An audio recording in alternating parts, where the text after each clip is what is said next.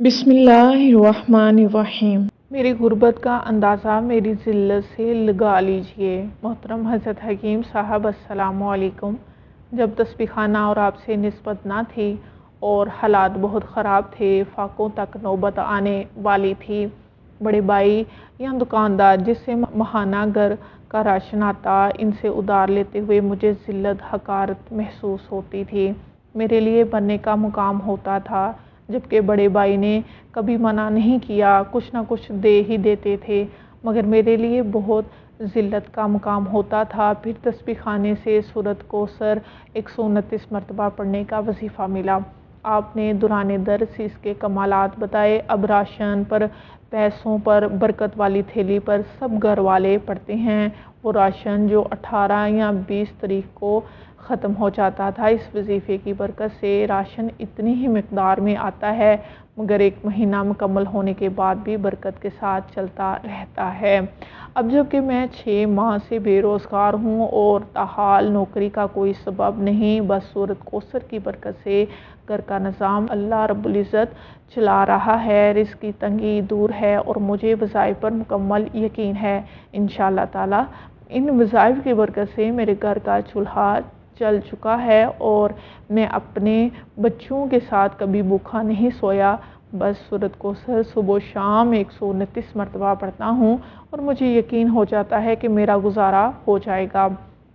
इसके साथ रोज़गार के लिए भी मुकम्मल मेहनत कर रहा हूँ। 1-2 जगह से उम्मीद है कि जल्द पुरसर रोज़गार हो जाएगा।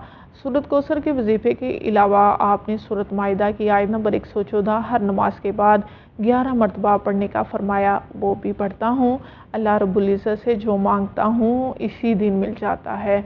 ज़िंदगी में सुकून आ गया है, ज़िल्लतों और किल्लतों से निकल रहा हूँ।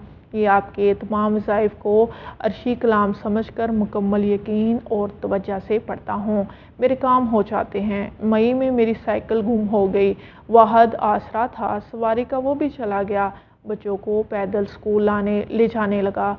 गर्मियों की दोपहर पैदल घर आते हुए बड़ा बेटा, छोटी बेटी और मैं अल्लाह से बातें करते करते आते। अल्लाह रब्बुल इज़्ज़त ने अपने ख़ज़ाने गैब से असबाब बनाए और यकम रमज़ानुल मुबारक अल्लाह पाक ने नकद कीमत पर मोटरसाइकिल अता की। सब कहते थे किस्तों पर ले लो, मगर किस्तों पर चीज़ लेने से मेरी जान जाती है, खौफ आता है। बस अल्लाह ताला ने ऐसे सबाब बनाए कि एक जानने वाले ने नकद कीमत पर मोटरसाइकिल दिलवा दी। महज ये अल्लाह का फ़ज़ल है कि अल्लाह ने इस आदमी के दिल में बात डाली और ये अल्लाह का फ़ज़ल मेरा और बच्चों का अल्लाह से बातें करने का सिला है। मुझे दिल का मसला हुआ, डॉक्टर कहने लगे कि एंजियोग्राफी होगी।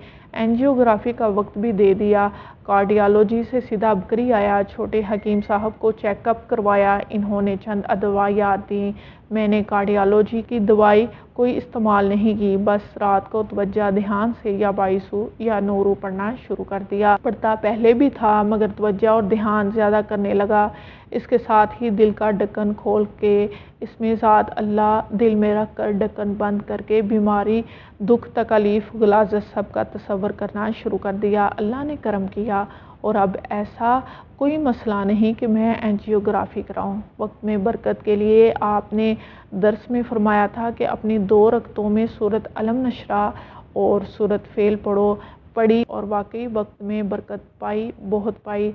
सूरत अलम नशरा जहाँ भी रश, मुझे मुझसमेत बच्चे भी पढ़ना शुरू कर देते हैं। रास्ता कैसे, कहाँ से, कब मिला मालूम ही नहीं होता, बल्कि इर्द गिर्द के लोग जो नज़दीक होते वो भी हैरत से देखते हैं कि ये क्या पढ़ रहे हैं। जज़ाकल्लाह खैर। अस्सलामु अलैकुम।